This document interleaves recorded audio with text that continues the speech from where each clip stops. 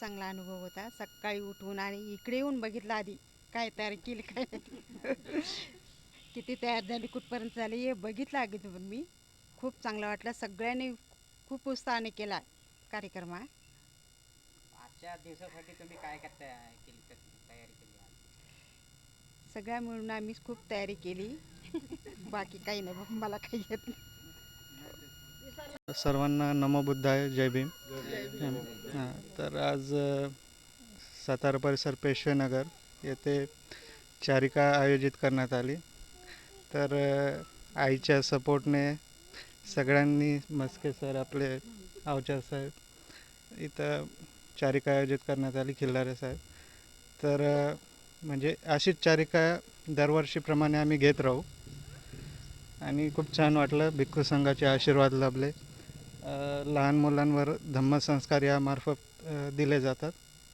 तर अशीच चारिका आम्ही करत राहू. या पहिली चारिका आहे तुमची? हो हो, पहिलीच. काय सांगितलं गेलं पहिल्या चारिकेमध्ये? फक्त म्हणजे दान वगैरे द्यायचं असंच का काही अदर ॲक्टिव्हिटी पण करता? सांगितलं ना, नाही, भोजन दान, अजून वरदान. म्हणजे काय माहिती काय आहे? विहारात म्हणजे जायचं दान. चारिकेबद्दल तुम्ही आता चारिका घेतली तर आणखी काय सांगू शकता चारिकेबद्दल? म्हणजे पुढ बुद्धाच्या काळापासून चालत आली इथपर्यंत. हो हो, बुद्धाच्या काळापासून ही चालत आली आणि यामार्फत बुद्धांच्या विचारांचा प्रचार केला जातो. हां हां. तर ठीक आहे. काय नाव आहे तुमचं? अनुपम संजय वाघमारे. आज छत्रपती संभाजीनगर येथील स्वयंसंग्रामनगर या ठिकाणी भिक्खू संघाची दर रविवारीप्रमाणे चारिका घेतल्या जाते. आणि आज संग्रामनगर या ठिकाणी संपूर्ण एरियातील उपासक उपासिका आणि बालकसुद्धा उपस्थित आहे. तर आज ही त्यांची पहिलीच चारिका आहे. तर पहिल्या चारिकेचा जो त्यांना अनुभवायला मिळाला ते अशोकरावजी तिनगोटे सर हे आज आपल्या इथं उपस्थित आहे. तर कशा पद्धतीनं त्यांना नियोजन केलं, कारण चारिका ही बऱ्याच लोकांना माहिती नसते आणि अगोदर माहिती असलेलं तर विसर पडलेला आहे. तर ती त्यांनी त्यांच्या सातारा परिसरमध्ये जिवंत ठेवण्याचं काम केलेलं आहे. तर त्यांच्याशी आपण जाणून घेऊया की आज पहिली चारिका असलेल्या संग्रामनगर मध्ये लोकांना कसं काय त्यांनी वळवलं. सर, काय सांगाल? आज जे संग्रामनगरमध्ये चारिका घेतली तर पहिलीच चारिका आहे यांची, तर काय सांगितलं यांना असं? म्हणजे बुद्ध धम्म संघ या तिन्ही रत्नांना श्रद्धापूर्वक अभिवादन करतो. भगवान बुद्ध ज्यांचा मार्ग बाबासाहेबांनी दाखवला ते चौथे रत्न परमपूज्य बोधिसत्व डॉक्टर बाबासाहेब आंबेडकर यांना देखील त्रिवार अभिवादन, पंचांग प्रणाम करतो. आणि श्रद्धावान उपासक उपासिका बंधू आणि भगिनी, बालक तथा बालिका यांना सप्रेम जय भीम करतो. जय भीम. आज आपण तसं जर बघितलं तर ही धम्माची बीजे 2000 सालापासून रुजलेली आहेत आपल्या सातारा परिसरामध्ये. आणि प्रगल्भ असं धम्माचं काम येथे होत आहे. वाघमारेताई असतील, प्राध्यापक खिल्लारे, अनिल खिल्लारे असतील, हे सगळी मंडळी धम्म जाणकार आहेत आणि आचरण करणारे आहेत धम्मावर. अत्यंत वाघमारे कुटुंबीय म्हणजे आजीपासून त्यांच्या सासूबाईपासून अत्यंत धम्माचे संस्कार असणारे हे कुटुंब आहे. वर्षावासाच्या कार्यक्रमाला श्रद्धापूर्वक हे कुटुंब बंतेजीला चिवर दान देतं आणि सगळ्याच प्रकारच्या कार्यक्रमामध्ये, विहाराच्या ॲक्टिव्हिटीजमध्ये सातत्याने निरंतर हे कुटुंब मनोभावे असतं. या ठिकाणी ही चारिका प्रथमतः स्वयंसंग्रामनगर अर्थात पेशवेनगर येथे होत आहे. मला खूप मनस्वी आनंद होत आहे, कारण इतकं सुंदर असं बंतेजीचं स्वागत केलेलं आहे.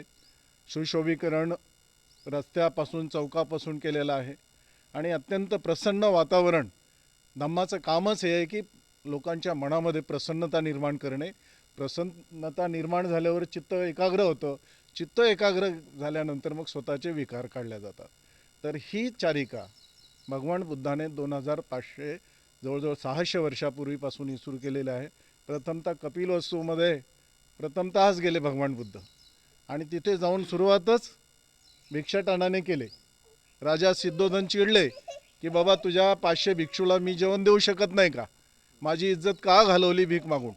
आणि तेही त्यांनी चांडाळ वस्ती म्हणजे तथाकथित आताचे बौद्ध त्यावेळेस चांडाळ या नावाने उल्लेखले जायचे. जसा नवबौद्ध समाज आता बाबासाहेबांनी या धाराप्रवाहामध्ये आणलेला आहे, ते चांडाळ चांडाळ वस्तीमधून भिक्षाटन केलं याचं शल्य आहे. कारण राजाचा पुत्र राजकुमार त्यांनी सांगितलं की मी राजकुमार किंवा राजाचा पुत्र नसून आमची बुद्धाची वेगळी परंपरा आहे आणि त्या परंपरेमध्ये चारिका करणं, भिक्षाटन करणं हे महत्त्वाचं आहे. तर या ठिकाणी खूप खूप धन्यवाद सगळ्यांचे. आणि सगळ्यांनी 10 वाजता विहारात यावं. याच्यानंतर विहाराचे कार्यक्रम असतात आणि तुमच्या हस्ते 2-2 हार घेऊन यायचं पूजन असतं बुद्ध, बाबासाहेब आणि रमाईच्या प्रतिमेचं, आणि तिथे धम्माची संस्कार केले जातात. खूप खूप आभार, धन्यवाद. सोबत लाईव्ह टी व्हीचे दिलीप बोरगट सर हे सतत आपल्याकडे येतात, त्यांचे मी आभार मानतो आणि थांबतो. धन्यवाद. साधू साधू साधू. स्वयंसंग्रामनगर येथील प्रथमच चारिका झाली आणि त्यानंतर खूप असा मोठ्या प्रमाणामध्ये धम्म उपासक आणि उपासिका संघ, महिला मंडळ, बालिका इथं उपस्थित आहे. यांच्या सर्वांच्या अनुमोदनाने हा कार्यक्रम इथं आजच्या रविवारचा कार्यक्रम संपन्न झाला.